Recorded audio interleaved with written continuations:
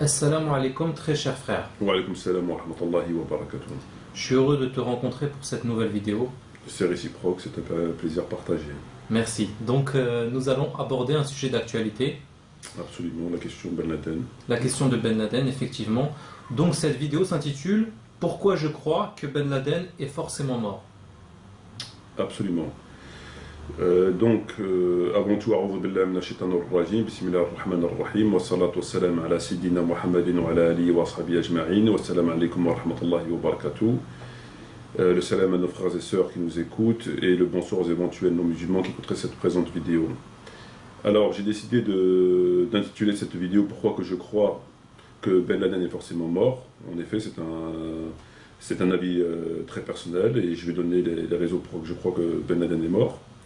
Mais avant tout, j'aimerais faire un bref résumé de l'histoire qui nous a été narrée par les Américains, par le gouvernement américain, concernant l'arrestation on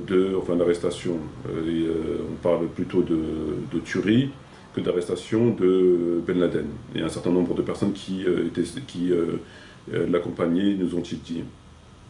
Alors les incohérences, je ne vais pas toutes les citer parce qu'il y en a beaucoup dans leur histoire, je pense que tout le monde a pu le constater qu'il y avait beaucoup d'incohérences, beaucoup de choses qui ont été dites la veille, le lendemain ça change d'heure en heure, parfois de minute en minute, mais je vais donc comme citer quelques incohérences.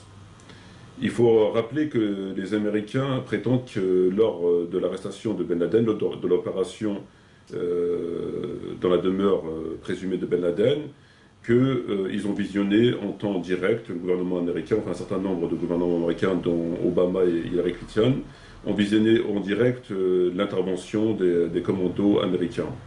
Alors lors de ce visionnage, ils ont dans un premier temps prétendu que Ben Laden était armé, que Ben Laden avait riposté, etc. C'est ce qu'ils nous ont dit dans un premier temps. Ensuite, on a appris que Ben Laden n'était pas armé. Donc au début, ils nous ont dit que Ben Laden était armé, qu'il avait riposté, et aujourd'hui, ils nous ont dit que Ben Laden n'était pas armé. Alors c'est assez étrange, puisqu'ils ont, paraît-il, visionné la vidéo, donc ils sont à même de savoir si Ben Laden était armé à ce moment-là ou ne l'était pas. Premier point. Dans l'hypothèse que Ben Laden n'était pas armé, puisqu'aujourd'hui ils nous ont dit que Ben Laden n'était pas armé, pourquoi l'ont-ils pas arrêté plutôt que tué? Puisqu'un homme non armé n'est pas un homme difficile à maîtriser, surtout quand on est surarmé et avec un certain nombre de personnes nous accompagnant. Donc pourquoi ne l'ont-ils pas arrêté plutôt que tué? Une autre incohérence. Ensuite, toujours selon ce qu'ils nous ont dit, ils nous ont dit hier que Ben Laden avait pris une femme en otage. Aujourd'hui, ils nous disent que Ben Laden n'avait pas pris de femme en otage. C'était un homme, c'était une personne. Voilà, donc au début, il avait pris une femme en otage. Aujourd'hui, ils nous disent qu'ils n'ont pas pris une femme en otage. Je veux dire que lorsqu'on visionne une vidéo, et lorsqu'on est en présence de l'événement, qu'on assiste à l'événement direct, on sait ce qui se passe, puisqu'on le voit. Donc lorsqu'on voit un film ou un téléfilm, à la télévision, on sait ce qui se passe. Donc eux, ils ont visionné la vidéo, mais ils arrivent à dire des incohérences aussi extrêmes, aussi opposées, aussi radicales. Donc c'est pas tout à fait normal. Donc dans un premier temps, ils nous ont dit qu'il était armé, qu'il avait résisté. Ensuite, ils nous ont dit qu'il n'était pas armé. Et ils nous disent qu'il avait pris une femme en otage. En fin de compte, il n'avait pas pris de femme en otage. S'il n'était pas armé, pourquoi ils l'ont tué?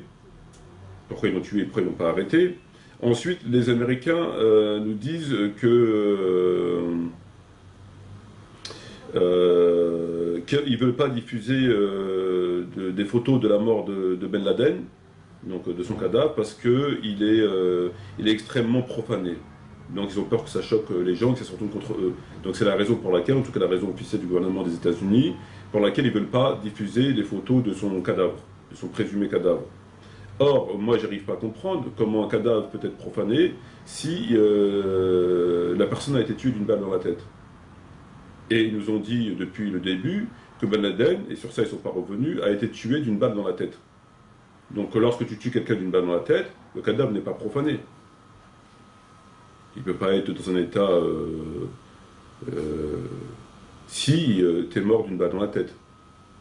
Ça me semble logique. En général, les gens qui sont dans un état décomposé, etc., c'est parce qu'ils ont subi un bombardement, ils ont subi, il y a eu des choses des éclats, etc. autour d'eux qui font qu'une main est partie, qui font que la tête est ouverte, qui font que le corps, etc., est mutilé, etc. Or, ils nous ont dit que Ben Laden a été tué d'une balle dans la tête. Donc s'il a été tué d'une balle dans la tête, comment son cadavre, comment son corps peut être profané? Ça me semble pas tout à fait cohérent. À moins qu'il a été mitraillé d'abord dans le corps, et qu'ensuite on est venu lui mettre dans la tête. Ce qui ne me semble pas non plus cohérent. Donc c'est une autre incohérence. Ensuite, il y a l'histoire de la photo truquée. Donc pourquoi faire une photo truquée? Puisqu'ils ont une Ben Laden devant eux, donc il est simple de prendre une photo de sa tête et puis de la diffuser. Donc pourquoi faire une photo truquée? Pourquoi faire une photo truquée? C'est le plus scandaleux, c'est la photo truquée, c'est voilà. le plus évident et le plus incroyable. Et en plus, ensuite ils nous disent que Ben Laden a été arrêté dans un lieu, dans son domicile, dans lequel il demeurait depuis 6 années. Alors moi je me demande comment que l'homme le plus recherché du monde peut résider dans un domicile pendant 6 années sans que personne ne le remarque. Pendant 6 années, il habitait là. Donc je me demande comment quelqu'un qui sait déjà lui-même, il sait qu'il est recherché par le monde entier, peut s'installer dans une maison et y rester. Je veux dire que même quand il y a des gens qui sont en cavale, lorsqu'on prend tous les chefs d'État, Arafat et tous les chefs d'État, lorsqu'ils savent que leur vie est menacée, ils ne dorment pas, et même Saddam Hussein, ils ne dorment pas tous les jours au même endroit. Chaque jour, ils changent d'endroit. Alors qu'ils n'ont pas toutes les armées du monde, ils ont uniquement une armée qui tente de les arrêter, mais malgré cela, ils changent d'endroit tous les jours. On sait que même que des bandits, des braqueurs, des gens qui ont des mandats d'arrêt, ils sont recherchés non pas par une armée, non pas par toutes les armées du monde, mais par une police, changent souvent de domicile, comme ils changent souvent de téléphone. Donc ils ne dorment pas tout le temps au même endroit, alors qu'ils sont recherchés que par une police. Comment peut-on expliquer qu'un homme qui se sait recherché par toutes les puissances occidentales et les armées américaines, etc., puisse s'installer dans un domicile et vivre pendant 6 années? Donc tous les soirs, il était à son domicile. Tous les jours, il était à son domicile. Donc il demeurait là pendant 6 années. Et qu'est-ce qu'il faisait de ses journées? Est-ce qu'il allait le matin commanditer des attentats et puis qu'il revenait le soir à 18h, à 19h, à 20h pour souper et lire un livre? Ça n'a pas de sens. Donc cette thèse d'incohérence démontre que probablement l'histoire a été montée de toutes pièces. Parce qu'il y a ces incohérences et il y en a forcément plein d'autres. Mais là, tout ce que j'ai pu évoquer, c'est pas tellement logique, c'est pas tellement cohérent dans un premier temps. Et enfin, j'avais vu une journal dans Le Monde, parce que j'achète Le Monde tous les jours depuis des années, et je lis Le Monde tous les jours depuis des années, et dans le journal Le Monde, donc à la page 6 du journal Le Monde, il y a une photo qui est là, je ne sais pas si les gens pourront bien le distinguer, mais en tout cas elle est là, c'est celle-ci, où on peut constater, on peut voir que c'est une réunion à la Maison Blanche, donc je cite le titre, donc à la Maison Blanche, Barack Obama, le vice-président John Beding, à gauche, la secrétaire Hillary Clinton et le secrétaire de la Défense Obama Gates suivent l'opération du 1er mai. Donc on voit ici un certain nombre d'hommes politiques et le président des États-Unis qui sont en train d'assister à l'opération en direct de l'arrestation de la descente dans la demeure d'Obama. Or, il me semblerait, à moins que ma mémoire me fasse des tours, que cette photo, j'ai déjà vue depuis un certain nombre dans le journal Le Monde. Cette photo me dit quelque chose. Donc, à moins que ma mémoire me joue des tours, mais moi, cette photo, il me semble que j'ai déjà vu dans le journal Le Monde. Et il me semblerait qu'ils n'assistent pas du tout à l'arrestation de Ben Laden, mais à autre chose. Donc, toutes ces incohérences, pour moi, me laissent à penser que c'est une histoire montée de toutes pièces. Voilà. Mais l'important de la vidéo n'est pas là. L'important de la vidéo étant de dire pourquoi je crois que Ben Laden est mort. Bon, à mon sens, c'est très simple.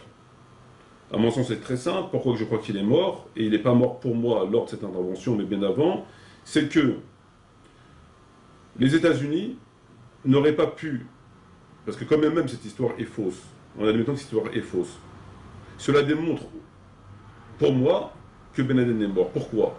Parce que les États-Unis n'auraient pas pu annoncer une telle nouvelle s'ils n'avaient pas la conviction totale que Ben Laden était mort. Parce que je vois mal, dans une semaine, dans quelques jours, dans un mois, dans plusieurs mois, Ben Laden réapparaître et faire une vidéo. Donc moi, je suis intimement convaincu que Ben Laden est mort, mais qu'il n'est pas mort lors de cette opération, qu'il est mort bien avant, que les États-Unis ont attendu d'avoir la preuve du décès de Ben Laden, qui est peut-être mort lors d'une confrontation avec l'ennemi, ou qui est mort d'une maladie, peu importe, et qu'ils ont attendu la confirmation de la mort de Ben Laden pour monter ce scénario à la Spielberg, afin de se donner le mérite de la mort de Ben Laden, afin de remonter le moral des Américains et de ne pas rester sur un échec, puisque l'Amérique se prétend, pense qu'elle est Dieu tout-puissant, et Dieu tout-puissant, forcément, ne peut pas rester sur un échec, et forcément, donc, que la chose que Ben Laden disparaisse sans qu'il ait été arrêté, ça fait forcément des ordres pour cette puissance. Donc ça, ils ne peuvent pas l'accepter. Donc à mon avis, ils ont eu la confirmation que Ben Laden était mort, donc lors, comme je l'ai dit précédemment, d'un accrochage avec l'ennemi, qu'il soit des États-Unis, Français, peu importe, en tout cas des soldats ennemis, d'occupation, ou de maladie quelconque, et ensuite ils ont dit on va monter ce scénario pour dire que Ben Laden, on l'a tué, on a fini par l'avoir, et pour se procurer tous les avantages que cela peut être lié à cette annonce. Voilà. Mais pour moi, il est certain qu'il est mort, puisque s'ils n'avaient pas cette certitude, ils ne pourraient pas faire cela. Parce qu'après, ou alors, ils sont encore plus débiles qu'on peut le penser. Ça, je ne crois pas. Voilà, et ça, je ne pense pas. Et c'est quand même des gens qui ont une certaine intelligence, et ils sont forts en stratégie, donc à mon avis, je ne pense pas. Donc ou bien il est effectivement mort dans cette intervention de l'armée américaine, et dans ce cas, on aura beaucoup de mal à expliquer ces incohérences. Pourquoi toutes ces incohérences? Premier point. Donc ça, on le saura si des preuves nous sont apportées dans les jours à venir. Ben, effectivement, il est mort là et que ça n'explique pas les incohérences. Par contre, s'il ne ramène pas des preuves, c'est qu'il est mort avant et qu'ils ont fait ce scénario pour se faire passer pour des héros, pour se faire passer pour Dieu Tout-Puissant, ceux à qui personne n'échappe et qui ne peuvent pas rester sur un tel échec. Voilà ma conviction profonde. C'est pour ça que je crois que Ben Laden, effectivement, est mort et que j'espère qu'il fait partie, alors que je vous parle des élus, des gens vertueux que Allah Azza wa Jalla acceptera dans son paradis, et dans son paradis le plus haut, Inch'Allah, car à mon sens, en dépit des actes qu'on lui attribue, c'était un homme qui a fait beaucoup pour la cause de l'islam, et qui s'est sacrifié, qui était milliardaire, et qui s'est sacrifié pour la cause de l'islam, pour les opprimés musulmans, hommes et femmes, voilà. Donc en dépit, bien sûr, des actes qu'on lui reproche, et voilà. D'accord, je te remercie pour cette vidéo. Et j'espère qu'on reviendra prochainement pour un autre sujet, tout aussi pertinent. Inch'Allah. Sur ce, je remercie nos frères et sœurs de nous avoir écoutés. Je les remercie très sincèrement, car ils apportent un petit peu, ils donnent un petit peu de leur temps pour nous écouter, etc. Donc ça fait toujours plaisir. Et je la remercie très chaleureusement. Je vous dis shukran jaziran wa salam alaykum wa rahmatullahi wa barakatuh. Et j'espère à très bientôt, Inch'Allah. Sans oublier de dire qu'il ne faut pas oublier, lorsqu'on voit les gens faire la fête parce que Ben Laden est mort, et se réjouir, j'aimerais dire, moi, pour terminer, qu'il ne faut pas oublier que lorsque un homme plus grand que Ben Laden est mort, à savoir le prophète Mohammed sallam, c'est pas pour autant que l'islam a décliné. Et même au contraire, c'est après la mort du prophète Mohammed sallam que l'islam s'est propagé à travers le monde et a eu sa toute puissance, et en dépit de la mort du prophète. Donc, je veux dire, la mort de Ben Laden ne changera absolument rien à la poursuite de